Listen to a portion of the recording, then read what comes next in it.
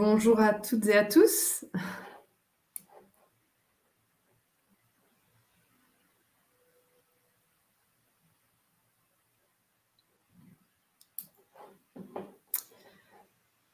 Alors, on est live là? Oui. Je pense, oui, qu'on est live. J'essaye de voir. Bon, voilà, on va démarrer. Bien, écoutez, bonjour à toutes et à tous. Je suis Claire Renaud. J'interviens aujourd'hui en tant que membre du conseil d'administration du MLQE pour introduire cette séance.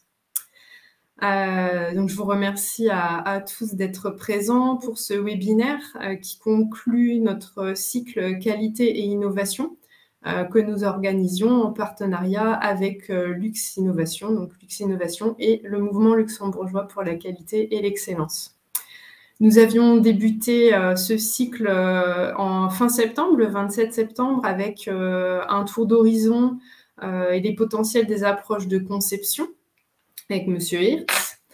Ensuite, nous avons eu le 4 octobre un webinaire sur les techniques de créativité et innovation avec la présentation de la méthode CRIses avec Monsieur Altet.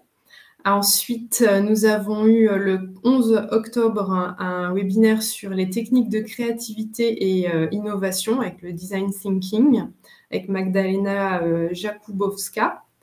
Et aujourd'hui, nous avons le plaisir d'accueillir Olaf Recht pour le webinaire intitulé « Définir et créer les conditions de la créativité, design et stratégie pour des expériences uniques ». Alors moi, j'étais très intéressée par le sujet. Et donc, je passe la parole à Olaf qui va nous expliquer, nous en dire plus. Je vais lancer... Share. Là. Ça se voit là? Oui. Ok. Bonjour tout le monde. Mais I will actually. C'est quoi ça?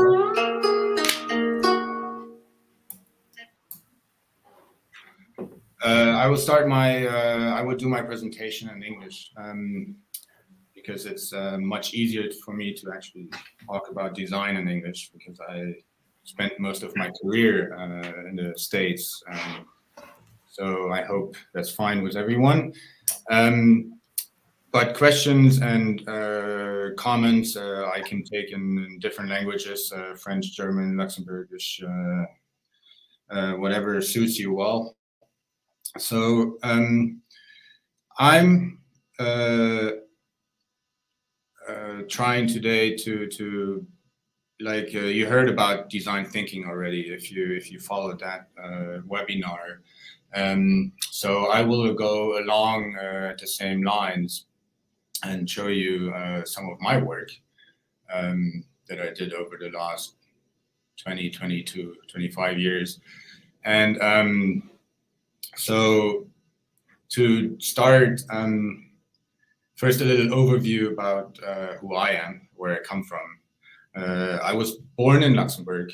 I left the country when I was about 18, 19. I went to Switzerland to study at Art Center College of Design, American school. And then after a couple of years, I went to LA, Pasadena, and Los Angeles to finish my studies. And then in 98, then I worked a little bit in Milan for Design Continuum, a design firm from Boston. Then I went back to LA. I worked at RKS Design. It's a big consultancy in Los Angeles. And then at a couple of medical corporations, also in LA. And then after a total of 14 years in LA, I finally came back to Luxembourg. Oh, I forgot. I spent another couple of years in Berlin, and I launched a design company with some friends, and then I went back to LA again to do another 7 years. So in 2011, I came back to Luxembourg.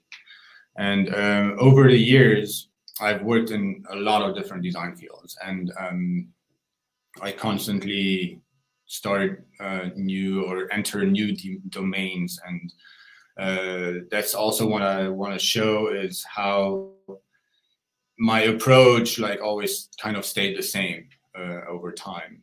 So just to give you a little run through, because this is kind of important to understand my approach to design and how it evolves over the years. So I'm active, or in the beginning it was a lot more consumer electronics. This is some scent emitting home device I did recently, or a few years ago already, design work for Braun, for concept development for their toothbrushes, some crazy looking routers that are geared towards a very particular audience. Point of purchase design. This was also Braun for Saturn and MediaMarkt. Interface, I did a lot of interface design, mainly product design, related interface design, but also apps and websites, packaging and brochures, branding. This was Valiant, so they have their Atlantic division, and they have their Mediterranean division. So this was more color and trim to position their brand. When I came back to Luxembourg, I did a lot of lighting. I got into this when I was in Denmark for some time, and I love lighting.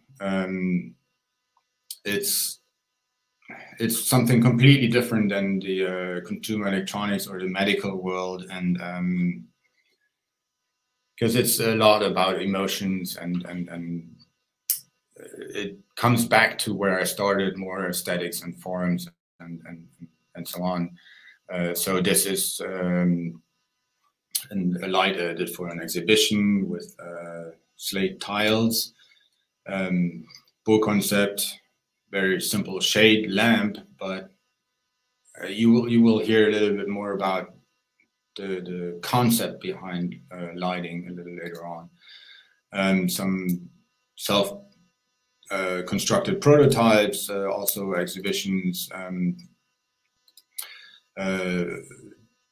Also through Denmark, I got into the furniture market. So this is Bolia, also Bolia, some sofas, modular sofa system. I tried launching my own design furniture line here in Luxembourg, which is not that easy actually. To produce something from scratch and stay in Luxembourg and sell it as a decent price.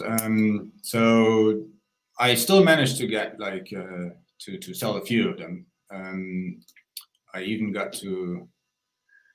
I had some rather famous people sitting in them, and they were holding up. They didn't break or anything, so I was really happy about that one. This is also part of that line, the Pebble line. From this, I also got the chance to do some custom sofas for people that have some really oddly shaped living rooms, or some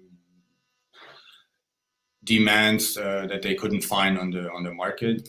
That offices, this was one that I really liked, where I had the possibility of using materials that usually I couldn't use. The client was very open to like raw metal and burned wood, linoleum, and so on. It was a challenging, interesting project, because you can see the ground floor is pretty oddly shaped, but we managed to create zones for very different working groups, and very like everyone has its own little corner, and it works really well. Cafes, private interiors, I like that as well a lot, because in a small space you create little tiny experiences all over the apartment. So like this one, for instance, they needed an office, so you can put an office being part of the kitchen, but there's little things like, I don't know, architects still design apartments in a way that they don't think about things like shoes or wardrobes, or that when you open the front door and you step right into the living room. So there's the need to create, like on the left, for instance, furniture that creates new spaces and new use and storage possibilities, or on the right, furniture that grows with a kid. And then sometimes I do a little more crazy things, like this was a sculpture project I did it with a friend of mine in Brittany, France, during COVID. And later on, I asked to have a YouTube link shared. You can look at the little video on YouTube on how this was realized. It's actually pretty funny, and the music was actually played on the pangolin. So this was during COVID, and he asked me, can you create a sculpture for my garden? And so I came up with this pangolin that is kind of the scapegoat of COVID. So in the beginning, it was thought to be like the virus transmitting animal. And so this is fleeing from Wuhan and crossing his garden on the same longitude. And it's 6 meters long and 2 meters high, and has a lot of fun work going into it. So you can see that I worked in a lot of different fields of design, and when entering a new field of design, I always ask myself, do I have the right qualifications to work in this new, for me, new field of design? But I noticed that, like, I could always rely on the same kind of approach. Interesting thing was that, like this approach, the results very often were different than the results of people that usually work in this area. So maybe it has to do with this, like the designer's mindset. So because like a designer, you have you're taught a certain set of tools, toolkits, and to arrive and create and to arrive at a certain end product in the end. So I took this tool set and applied it to architecture and interior interaction design and a lot of different things. Because people often think that designers, they're limited, like, or they limit designers to the use of creativity and then attention to appearance, make it look good, and having crazy ideas. But there is actually a methodology behind the whole thing, and that's the thing, to put yourself into somebody other's mindset and to understand and question things, to create then something new that is not your personal reflection, but that is coming out of the framework a product or a situation is living in. It's about understanding a larger system and then getting inside of the system and shaping a new experience. So for this presentation, I thought I use a few of my projects to explain on how this thinking process is adaptable to many different situations. So it's a kind of my methodology.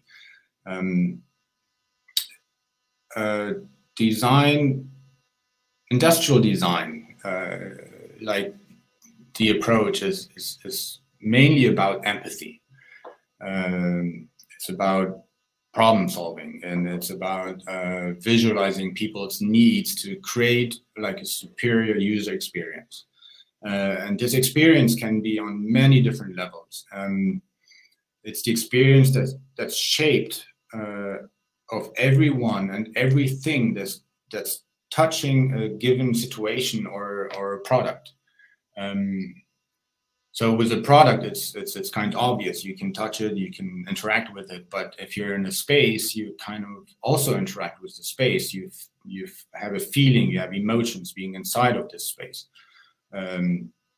So because if you have a good experience, then this experience creates emotions, and that again increases the connection to the situation or the product or the space you're in, and then again you feel better and you want more of this experience.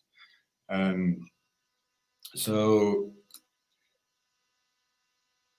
I mean, to start with, there has to be a certain creativity to start with, but then you also need skills, and skills you're taught at a design school. And the school I was at, Art Center College of Design, is a very tough school, let's put it that way. They put a lot of emphasis on skills, sketching, modeling, presentation skills, amazing models and renderings and flashy designs. It's to create this wow factor, to sell and communicate design. So once you can communicate design, then you have to start thinking about the concepts and the depth of the design. That's where the methodology comes in. When I started working, that was like 98. I still remember that in the beginning, clients had a big problem paying for research phases.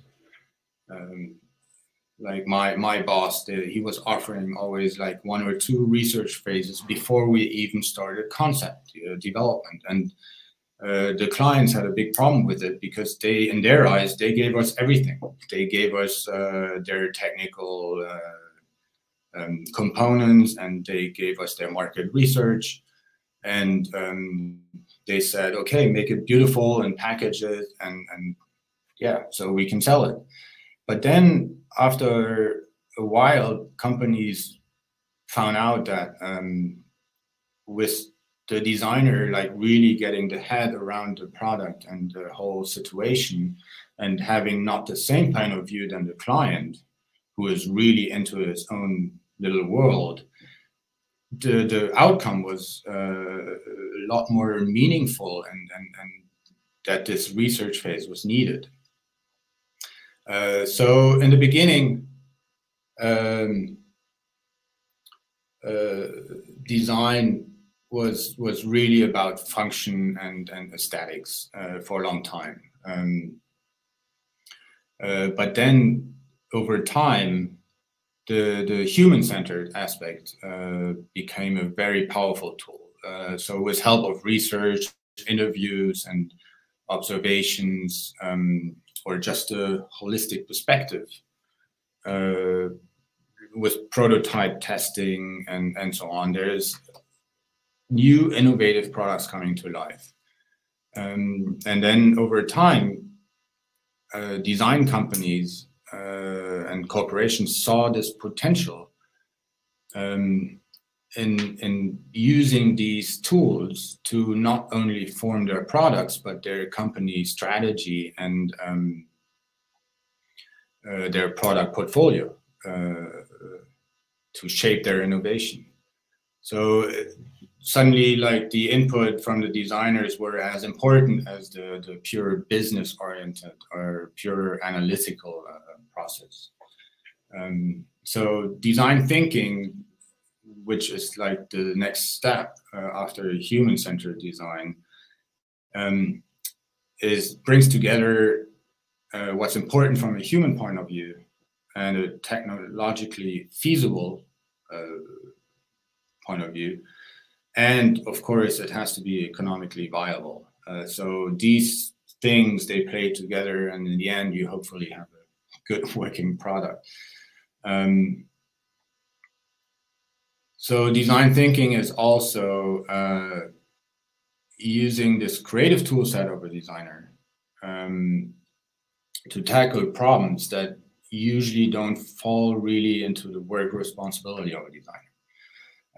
And now companies like IDEO or others, they can sell whole projects that actually don't have any physical outcome or product as a goal, but a company strategy, a roadmap for future development, for innovation. And, so over time, design companies became creative business consultants. And this thinking approach or this tool set can be applied on so many different levels. And in my work, it's more the human-centered approach. It's the experience that's a whole and in a detail that's very, very important for me. And then there's, of course, the technical and the economic boundaries. So this is RKS. This is like 22 years ago. In the beginning, it was very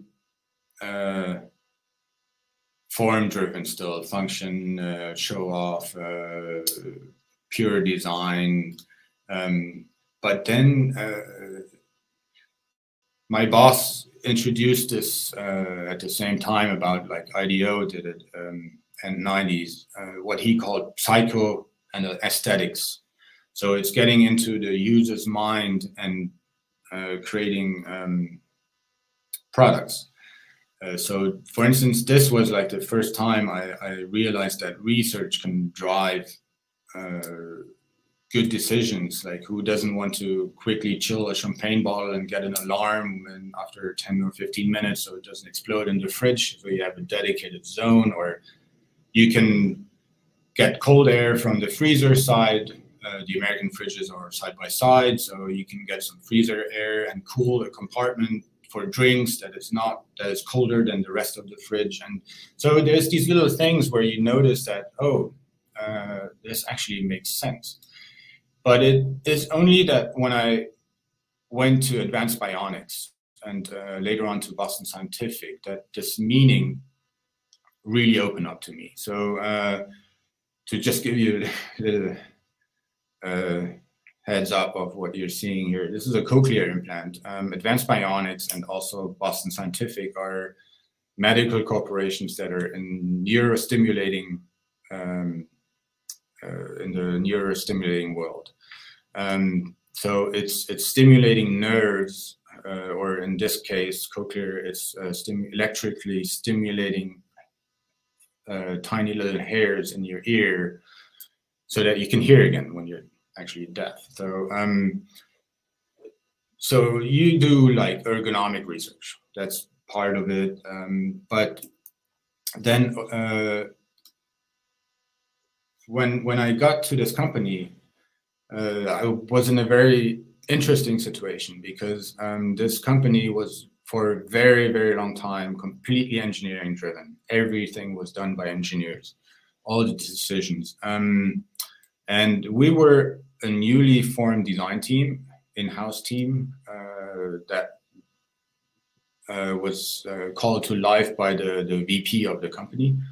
And she really had a vision, and she wanted to get this experience of the user much more in the center of the development of the products. So we were reporting right to her, so we had a really powerful position inside of this company. And so we spent months and months of research and observing in Europe. We were traveling through Europe, through the United States, everywhere. We were meeting people from trailer parks to like super intelligent surgeons, and to understand everything about the world these products live in. And in the end, we developed softwares that were used by a very broad range of users. There was a lot of things driving it. I mean, there's insurance situations. There is people using it, completely different people using it in different countries. So your design becomes suddenly very difficult because the same product has to work in a very different way and all over the world, and it's used in a different way. But it gave us the possibility to clearly define our decisions.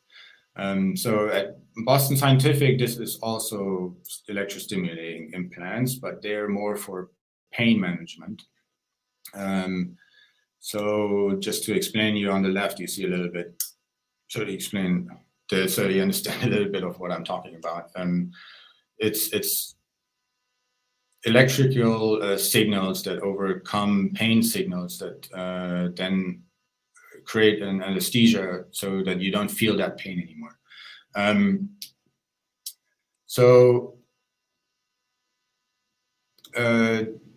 To end up with a device like this, which looks very simple and clean, but not very exciting either, but there is this purpose behind it.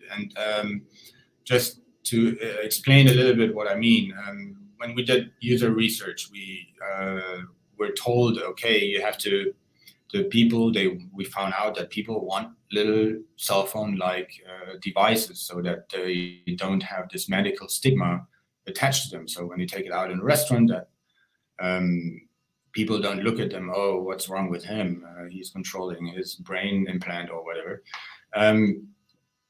And then we created these cell phone looking black remotes, consumer electronic-like, and then we did some more testing and they told us, oh, no, we can't use that, because then we mix it up with our remote control at home, and then we don't know what button to push and so on. And then we noticed that like people use it in a very different way as well. You have people that hardly can push a button. Other people, they're so smart that they actually want to reprogram the way their implant works. And so you have to address all this functionality in one remote, and which is very difficult, but like by really understanding all these different use scenarios, we were able to come up with a product that works really well. Same for the software that is used to program the devices, which are used sometimes by nurses and sometimes by the surgeon itself. So you have very, very different demands on the software. Now, like after my time in the corporate world, I kind of had to get out of it because it's very controlled, it's very slow, it's very rewarding because you do and develop things that really make a change in some people's life, and it's great. But as a creative, you kind of die in a medical corporation because it's just you can't live out your creative flow. And so I went back to Europe, and the first thing I actually got to work on, it was amazing, was a hotel project in Switzerland, which unfortunately never really got to life. There is a huge hole in the Swiss Alps now, but so it's a hotel, and I have never done interiors before. I did one in Luxembourg a few years prior, a bar lounge, but that was very conceptual, and so this was serious now. And so I was kind of scared, but then I quickly noticed that, oh, I can use the same approach that I used before to design like medical software to design a hotel. Because the tools are very, very similar. You create an experience for a person, not in contact with a product, but inside of a space. And this person has a lot of different touching points in a hotel, and very different experience. And and then you have all the different people that have these touching points. You have the guests, you have the people that work there, you have business requirements, you have workflows in a hotel, and so on. And so you try to put yourself into, even like these were very small rooms, to put yourself into the room and say, okay, how can we create in every single situation like a nice outcome? And for instance, on the top left is a very small room, but the shower is not in the corner cut off, but you can close the door towards the room, but you can open it up towards the window. And when you're in the shower or the bathtub, you can actually see out of the window and see the mountains in the background. I mean, that's what you want when you take the warm shower after skiing day, and not be in a enclosed, just artificially lit corner. Same for the one thing was that architecture was almost 100% done, and the plans, and then a lot of things were added, and so there was not always the space for it, and we wanted to bring this sauna environment. Whoa.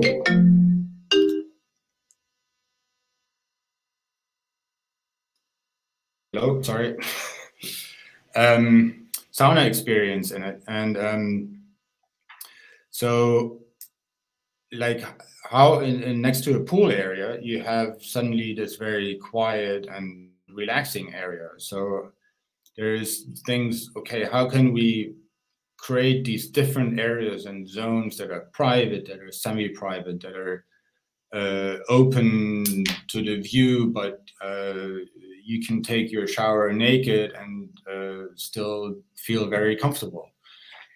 Same for spa area. So there was no windows except for the little room on the bottom left, which is to relax. But all the little rooms to get your massage or your treatments, they would have just artificial light, and you had this natural light coming in from the top, the bottom right. So the hallway wasn't supposed to be just this hallway with doors that lead into little rooms, but all the doors now have transparent doors. And so the light can fall into the rooms, and you get a glimpse of the atmosphere or something that's happening in the room, and from the outside. And when you're inside, you don't feel really enclosed because there is this light coming in from somewhere. So it's these little things that can shape experiences in a room. So I got into lighting design, and then now you say, okay, lighting, okay, there is not a lot of design thinking in lighting, but there is still some elements that led me to create these designs. And so this one is one I designed 10 years ago, and it's still produced, which is nice for Beau Concept. I wanted to do a light that has this precious material on the outside, but if a light is not transparent and you turn it on, then the shade is dark, and then you only see the light coming out of the bottom, but you don't see the shade anymore. So you only get this nice texture during daylight. And so the light actually was designed in a way that at any time the shade has a quality to it, visual quality, and the material is embraced. So now the light can fall out and gives reflection on the wall. It gives a reflection on the screen, on the metal. So that's how, like, you can design a light, just putting yourself into the situation, what the purpose of the light is and how it would be perceived at different times of the day and so on. I did a restaurant a couple of years ago, and a very small space, and it's divided between fromagerie, cheese store, and the restaurant part, and a very little space for the kitchen. So designing a restaurant for me was the same again. Every seat that you create, every place, you have to, as a designer, I put myself into every single spot in the restaurant. I said, okay, do I feel comfortable here? Do like, if somebody's walking around, or if other people are in the restaurant, like, what do I see? Do I what's my experience in that given space? But you do the same for the people in the kitchen, for service. When you enter the restaurant, is there like this barrier between, is there like an entrance zone and a bar zone, and so a lot of things, they come together, and in the end you hopefully have a nice experience. And then finally I got to design a house. I always wanted to design a house, and again, the same approach. I designed it from the inside out. Like, architects usually, they have a lot of given facts. You have square meters, you have the size, you have the number of bedrooms, you have the sun, you have the construction boundaries and costs and everything. And I started to talk a lot with the people and develop daily routines, the needs of every person, and then the different space and how it's used, and to drive the personal feelings that you have in every different space in the room. So you work with privacy, you work with public exposure, with light, and then from there you come up with walkways and dividers and storage needs and like openness and seclusion and all these different things. And then you limit it more and more to exterior limitations of the property, then of course the building costs and then architectural requirements and all of this stuff. And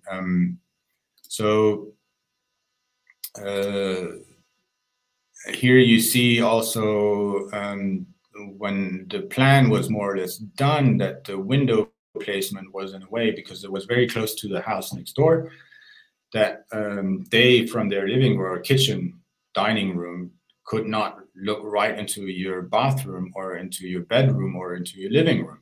So it's always just catching corners where they get just a glimpse of you. So here on the left, you see, for instance, like just a chair, lounge chair, but you can't see more of the living room. So the shape actually was pretty interesting, the resulting one, to create this little odd-shaped house. And then on the outside, I put burnt wood again. And then I designed every single furniture piece, even the doors.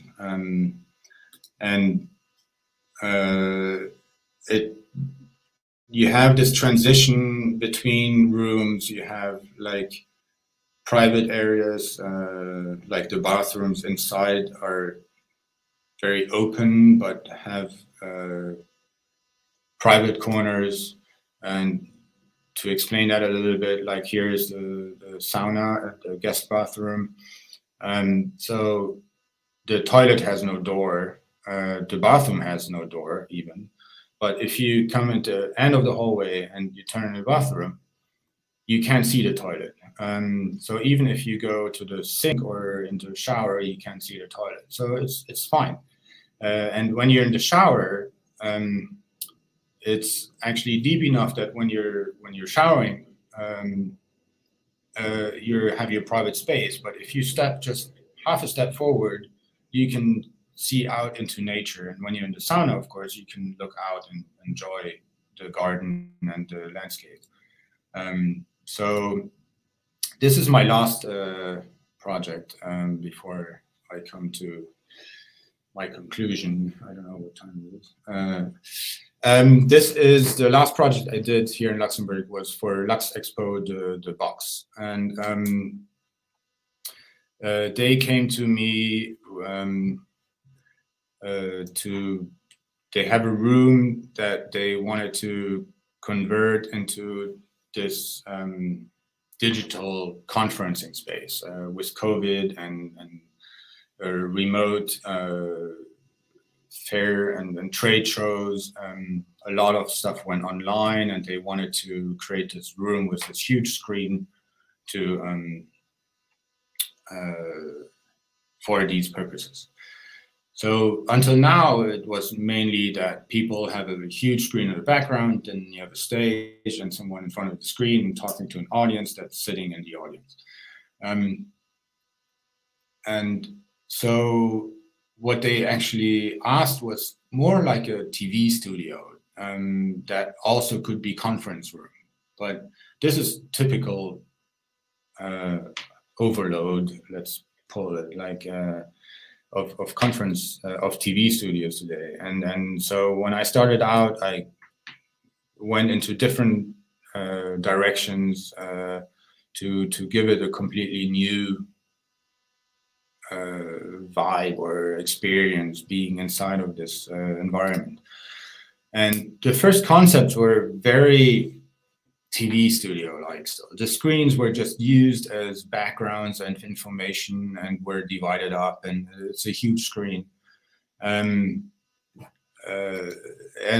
even by adding elements and depth and plans, and it still becomes a stage, and then you have the audience in front of it. But then even if you add like more tension and more powerful curves and dynamic elements, it's still the same. And then because this screen is 120 square meters big, I found out that you actually can curve the elements, these LED panels. And the more and more it became obvious that like the room can be used for a lot more purposes, and that the user has to be included inside of this experience as well, the people at the conference. And so creating this switch in the approach in my brain to then suddenly you could create divisions and use the room, and then the screen becomes really just this hugging and element that's creating this immersive feeling. So suddenly the people, the audience is part of it. So there is more interaction between the people on stage and the audience, and also you can completely remove the stage and just concentrate on the audience itself. You add elements, and you can organize the space, you can create dynamism, and so of course now you can still put a whole bunch of chairs in there and do maximum outcome and have a presentation, but you can create several spaces, and you can even divide it up more, and now you can rent it out for completely different purposes. You can create workshops, you can create company events, you can create parties, gatherings, you can have different speakers at the same time that can be, there can still be film cameras, and they can film this and put it somewhere to other locations. But this whole process of like really putting yourself into all these different situations in the room led to something that now changed completely the business model for this room for Lux Expo. They don't rent it out now just for in front screen presentations, but now they can rent it out for a lot more different things. So for them, it's super interesting. So this could be a company end of the year event or party, and you have little groups, you have some food, you have a party, you have maybe a DJ in the middle or whatever. So to conclude now, I don't know what time it is. It's okay. So even if let's talk about a company now, even if a person or a company isn't very creative from the start, I mean, there's always ways to attack or handle the problem in a way that strengthens the outcome. So for me, of course, there is education. There is like a basic creative gift, and then there's all the experiences I had in life and work, and then my learning curve through the different projects that drive consciously or unconsciously my development process. But yeah, there's ways to for somebody that's not the designer, there's ways to control this outcome and to set guidelines or a roadmap for a better outcome. So first thing is to define the problem, and it's not solving a problem at first, but it's to ask the right questions and do the right things to define the right problem. Because sometimes maybe this problem just came up because people are not really looking outside the box, or if they don't see things, the big picture anymore, because they're so focused on what they do and the way they always did things. And sometimes it's great to take a step back and question the most obvious and mundane things. So you have to understand your customer, you have to understand the brief, and yeah, and so also for companies, it's sometimes good to have somebody from the outside looking at it, because decisions very often come from upper management, and they don't.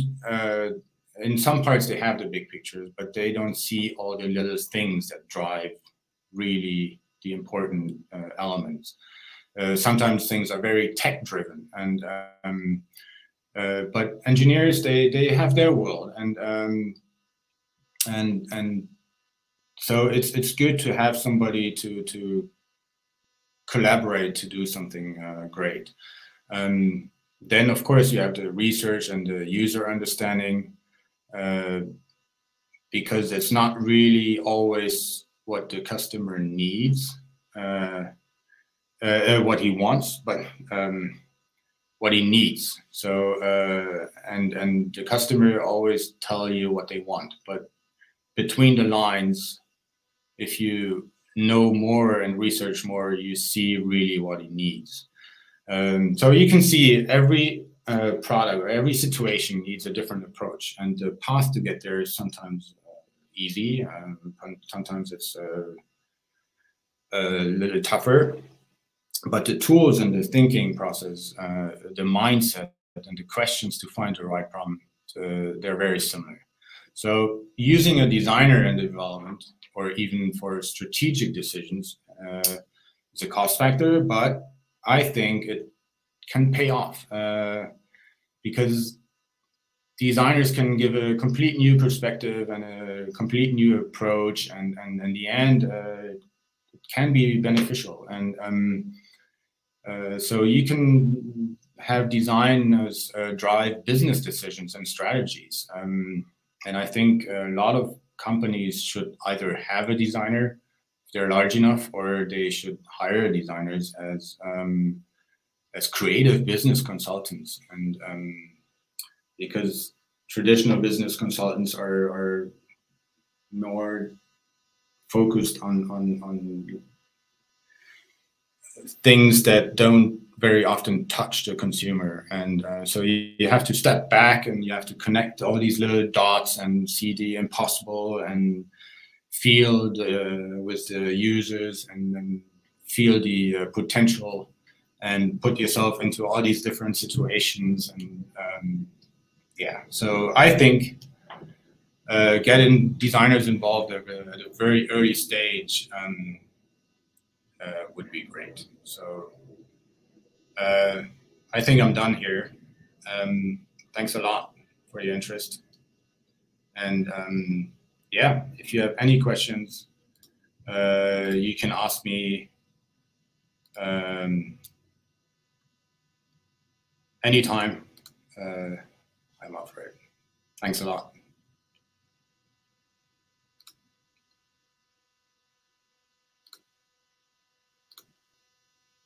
So I don't know if anybody else is out there.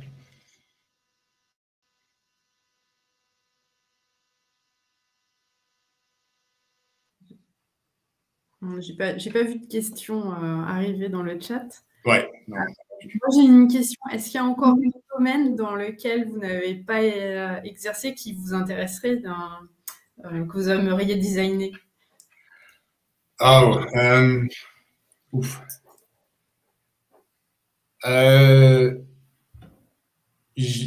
qui c'était pas mal, j'avais fait des projets maintenant. J'ai gagné deux compétitions au Luxembourg. Et une, c'était par rapport à H22. Et c'était une montre que j'ai proposée. Elle est basée sur une planche en bois de la commune de l'ancien sol en chêne de la commune de Esch. Et le concept était de montrer toutes les traces et tout le passé que cette planche elle a eu et de la faire un objet, la réutiliser, le upcycling. Et c'est des projets qui sont très art. Et ça, j'ai fait la même chose maintenant avec Givenish, une prison de réinsertion de travail avec des prisonniers. Et c'est des projets qui sont pas si lourds. C'est plus de l'art, ça devient très conceptuel parce que un projet comme de boxe, c'est quand même du business. Oui. Il faut ça coûte de l'argent, il faut deliver. Et là, ça devient vraiment des objets d'art et ça fait du bien de temps en temps. Ouais, il y a les deux facettes. C'est la balance entre tous les projets là. Excellent. Non, on voit vraiment la diversité des sujets que vous avez pu traiter. C'est fascinant. Et toutes les images sont magnifiques. Moi, je me suis baignée dans toutes vos belles idées. Moi, les autres ne sont pas exprimés, donc j'en profite parce que moi, je peux avoir la parole, on me voit. J'ai bien aimé votre approche systémique de prendre vraiment une vue d'ensemble, de comprendre ce que le client, pas que ce qu'il veut, mais comprendre ce dont il a besoin, de prendre en compte tout l'environnement. Et je me retrouve dans cette approche-là que moi-même j'utilise à mon niveau dans mon travail sur la qualité, c'est d'aller voir plus loin que ce qu'on me dit et de comprendre tout le contexte pour pouvoir produire ce qu'on doit faire, chacun dans notre domaine, en tout cas. Et c'est quelque chose qui me parle, même si on ne fait pas du tout le même métier, et que j'ai bien apprécié.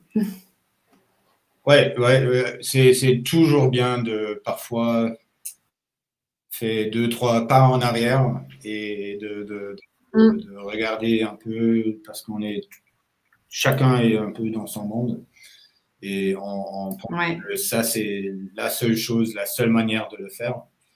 Et non, il y a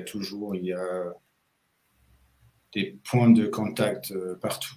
Alors, non, c'est toujours important de prendre du recul. Ouais. Merci Olaf pour cette belle présentation. Donc on n'a toujours pas de mots dans la discussion. Néanmoins, vous allez recevoir un petit pop-up pour nous donner vos impressions sur la présentation, nous dire si vous avez apprécié. C'est toujours sympathique d'avoir un retour.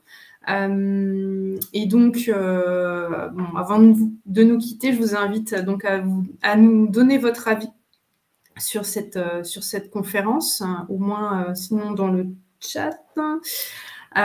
Et donc, au nom du MLQE, je vous remercie d'avoir suivi ce webinaire. Il termine le cycle innovation et qualité, mais s'il se termine, nous démarrons encore d'autres cycles avec le MLQE. Donc, la semaine prochaine et pour 3 séances, tous les mardis, nous aurons des séances paroles d'experts. Où nous accueillons, comme le nom l'indique, 3 experts successivement qui nous partageront leur expérience sur des sujets assez divers tels que la digitalisation d'un système qualité, la santé, le mieux-être au travail et la gestion des risques. Ça, vous pouvez encore vous inscrire sur notre site internet pour y participer. Mais le message que je voulais surtout vous passer, c'est que, donc, dernier point, mais non des moindres, nous avons notre événement phare qui va se dérouler fin novembre, le 23 novembre prochain. C'est la cérémonie de remise des prix. Donc, c'est le prix luxembourgeois pour la qualité et l'excellence. Où nous allons célébrer les lauréats. Et c'est toujours intéressant de voir les entreprises qui excellent en matière de qualité. C'est toujours un bon retour d'expérience pour les participants. Donc, je vous invite à vous inscrire à notre événement et vous remercie encore une fois pour votre participation à ce webinaire. Merci beaucoup. Merci aussi. C'était un plaisir.